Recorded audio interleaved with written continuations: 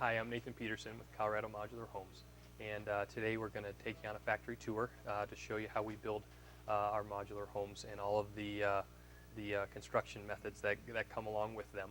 And so to do that, the first thing we're going to start with is the building of the floor of the home. And so why don't we head on over to the floor joist area and talk about floor joists a little bit. So here we are at the flooring department. And when you talk about flooring in homes, you really have three primary options. The first is a 2x12, very low end. You get a lot of squeaky floors with 2x12s. Structurally, you can't span as far with them. Upgrading from a 2x12, most building industry goes with what they call an I-joist, which is an engineered product. It's a product that has OSB in the middle and engineered wood on the top and the bottom. Very structurally sound in a decent product. At the very high end of flooring is what is called a web truss floor. A web truss floor is basically a truss. It's really not a continuous piece of wood, but rather it has the feel of a roof truss. And the big difference between the three, not only structurally can you go the furthest in the middle and not very far, you also end up with squeaky floors, pretty good floors because they are a flat, true product in the I-joist, and very flat, structurally sound floors in a web truss floor. Okay, so here's a web floor truss on its side, and one of the biggest advantages to web floor trusses, not only structurally can you span further than either of these options, but as you can see, when you turn these options up, you can't pass items through it, whether it be HVAC ducting, plumbing, electrical, all of the above. And so that's probably one of the biggest advantages of web floor trusses. They are actually a truss, web floor truss. They're made on a truss table here, which is basically the same place that we make our trusses for our roofs and ceilings. Web floor trusses are by far the Cadillac of trusses in the home building world. So once we have our trusses made for a house, usually 40, 50 of them, we take them over and we assemble them on the floor table. And so that's where we're going to go next. So we're in floor assembly now. After we've laid out all the web floor trusses, we've mounted the OSB to them for the plywood for the flooring of the main floor. We're now able to run all of our heating ducts, electrical, and plumbing in this station. Underneath, utilizing the web floor trusses with the openings to be able to put everything in at the factory so that we don't have to do it on site. And so once this floor is complete, we take it off these racks and we drop it onto the floor. Once it's onto the floor, we can start to assemble walls and things like that, which is where we're going to go next.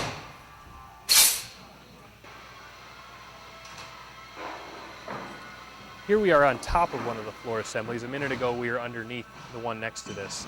And it's important to show you because all the plumbing, HVAC, electrical work that's being run around in between the web floor trusses are actually then brought up through the floor and stubbed out up here for your various kitchen and bath layouts. Once this is done, we take this assembly, we pick it up, and we go set it on the floor, which is where we're going to go next, where we start to assemble the walls of the actual wool building. So we're going to head over there right now. So here we are over at the wall table. A little different than traditional construction that we lay out all of our walls on this table. All the studs are perfectly spaced. It's perfectly flat. It's perfectly straight. We end up with great construction quality coming off of this table. The way that we put them together is a little bit different than traditional construction. We start out with drywall. We lay drywall out on this entire table. Okay, the whole thing's covered in drywall. We then lay out all of our studs on top of the drywall. Okay, so we're laying out our studs. But before we lay out our studs, each stud gets an entire bead underneath it of construction adhesive. We lay them out, we put top and bottom plates on, we mark out the doors, the windows, we put the headers in. Everything that goes into a traditional framing package gets laid out on here, nailed up and everything. Once it's done and the glue's dried, we then pick it up off of this table. It might be 40 feet long at that point in time. We pick it up off of this table and we then set it down in these racks. Once it's set down in the racks, the drywall's just glued on, okay? And we then come back and we screw it as well. In traditional construction, obviously, you just have the screws. In our construction methods, we have screws as well as the glue behind it. It keeps the drywall more secured, you get less drywall cracks, less settling. All of those things is just another layer of attachment that's just a little bit better than a traditional construction. We then take this piece, which, in this case is probably 40, 50 feet long. It has, in this case, 3 windows and a door in it. We're going to lift that up with a crane, and we're going to take that over to the floor assembly that we were walking around on earlier. And then we're going to start to assemble this puzzle on top of the floor assembly to basically start to make the bedrooms and the rooms of the house. And so what we're going to do now is go over to a floor assembly where all of these walls have been dropped into place, and the house is basically starting to take shape. So let's go ahead over there and look at that. So here we are with the walls installed. The house is starting to take shape. We are standing in a bedroom with windows and doors. This is a closet that I'm standing in now. We're standing on the floor assembly that we were on earlier. With the plumbing done underneath, the HVAC is done underneath, and we took the walls from the wall jig and the wall rack and brought them over here with a crane and set them down and fastened them to all the exterior walls on the house, interior walls as well. And so it's starting to come together. We have electrical going in, coming up from underneath where it was left when it was over on the floor assembly area. And we're starting to work on a lot of the bathrooms. A lot of mechanical stuff is going on at this stage. And so from here, we're going to go look at a bathroom in this piece, see what's starting to happen in there. And then from there, we're going to go cover the ceiling that'll eventually be put on this room, so you can understand how that's assembled as well. So from here, let's go to the bathroom next door and take a look at that. Okay. So here we are in the bathroom of this house, and we just set the walls like we talked about, and they're starting to bring a lot of the items that were underneath the floor in the floor assembly up through the floor to start making up the various mechanical and electrical systems in the house. And so as I look at this one, I'm standing where a vanity will go right here. Here's your hot and cold water, your drain. Right here's your toilet flange for the toilet in this particular bathroom. These are HVAC ducts that are coming up. This is a 2-story house that we're sitting in, and so some of these HVAC ducts are going upstairs to heat bedrooms, bathrooms that are up there. This particular line right here is the drain line that actually heads upstairs, so that is the drain for the bathroom that's upstairs in this house. We're also starting to bring the electrical up through the floor to be able to put in vanity outlets and outlets in all the bedrooms and things like that. In this particular bathroom behind me, there's the tub, which is already installed. This particular one has a cast iron Kohler tub, and it has the shower valve installed, and eventually that'll all be tiled and things like that.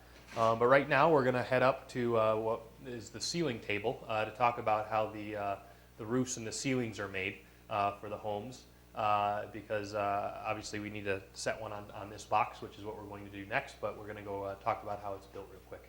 So we'll meet you up there. So here we are on top of the roof truss table. This table is not much different than the actual wall jig table that we were at a little earlier, in that what we do here is we lay out all of our ceiling drywall. In this case, it's 5/8 type X drywall for fire separation, because the house that's being constructed is a 2-story home. And we simply lay it all out on this table. We then lay out on top of that one of 2 things. In this case, we are just in the first floor of a 2-story house, which needs a ceiling on it, okay? And so in that case, we're building a ceiling, which is just a dimensional lumber ceiling that gets mounted on top of this drywall. In the case where we're in the 2nd story of the home, the ceiling is actually incorporated on the bottom side of the roof trusses. And so lots of times up here, they're either assembling 1st floor ceilings, or they're assembling 2nd story, or if it's a ranch, roof systems, which also incorporate the ceiling for the top level of the house.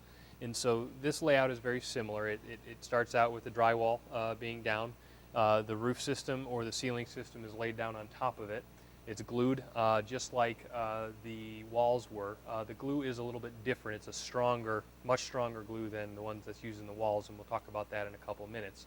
But for right now, they're building the ceiling section for the home that we are in, and they're now going to basically go ahead and lift it on top of the walls that were dropped into place a little while ago.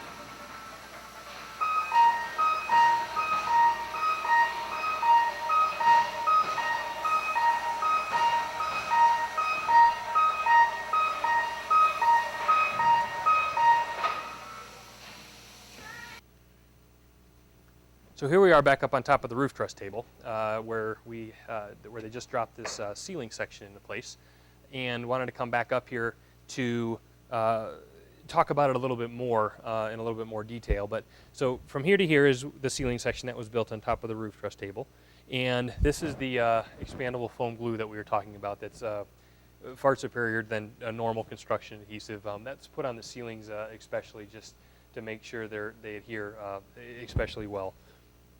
This in particular, this is the bathroom that I was in a few minutes ago talking to you about the tub and all the things that were going on down in the bathroom. This is the exhaust fan for that bathroom, which has obviously been already installed in the ceiling box. And this is the exterior wall of the house, so this will end up being terminated as it comes out for an exhaust fan for that bathroom.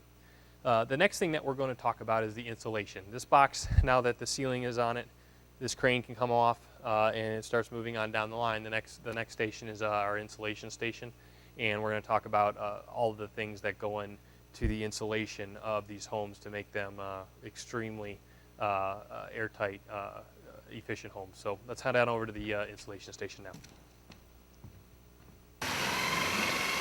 So here we are at the insulation station, and we talked about this a little bit earlier, but basically we use a blown-in foam insulation. This is actually Icynene, which is an open cell expandable foam, which we use as a standard product in all of our homes.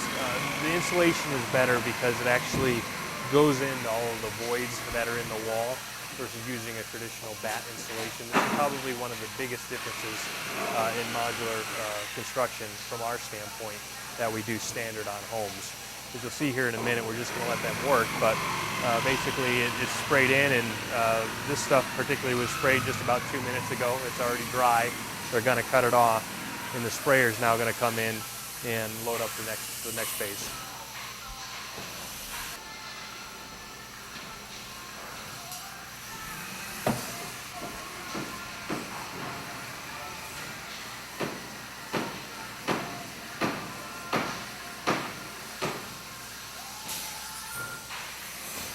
So here's the end of a house with the finished spray foam insulation being installed like we saw a minute ago.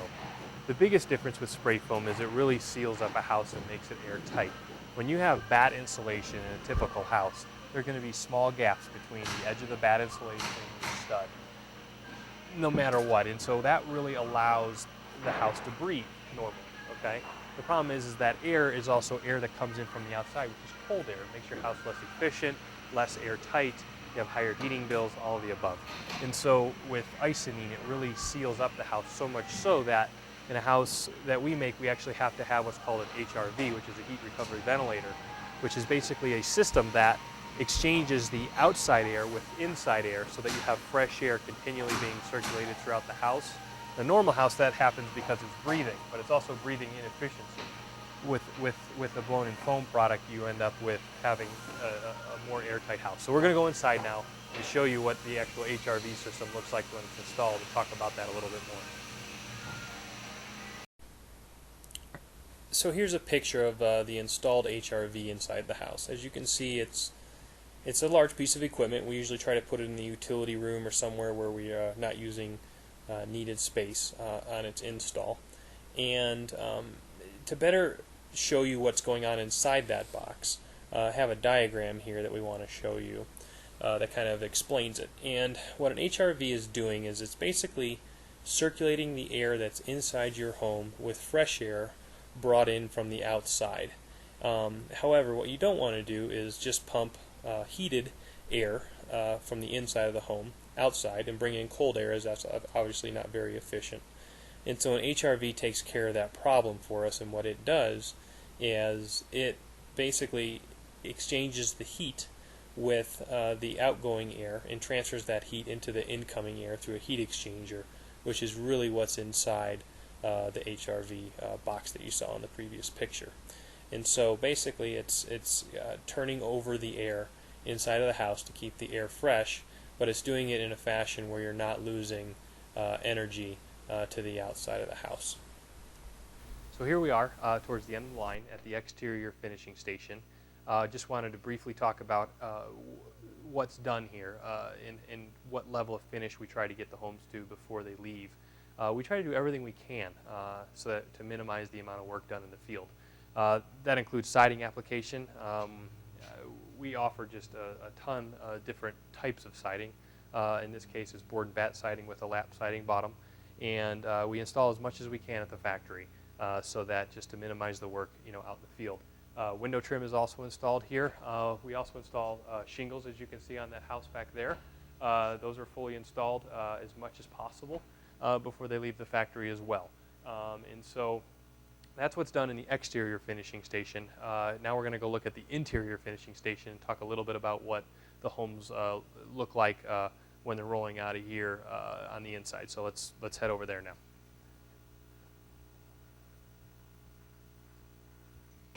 Okay, now we're back inside the house. We're in the drywall station, and the guys are starting to take all the drywall that was installed earlier on the wall jig and starting to tape and mud the drywall.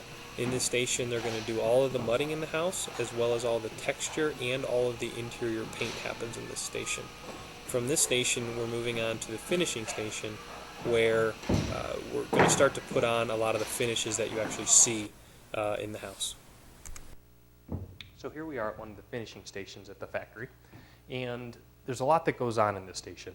We install all of our cabinetry, we finish all of our electrical work, we install our appliances.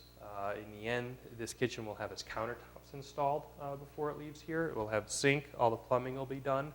We also install all of our doors in baseboard trim here. When this kitchen rolls out of here, it will basically be 100% complete. And so there's really a lot that is finished on a modular home before it ever actually leaves the factory. A lot of times when building on-site homes, one of the biggest expenses is labor, especially up in the mountains, building homes. And if we can get most of the components installed and completed at the factory, we're really able to save a lot for the customer before it rolls out this door. So that really wraps up our tour of the inside part of the factory. And so let's go back outside, and we're going to talk a little bit about what happens from here.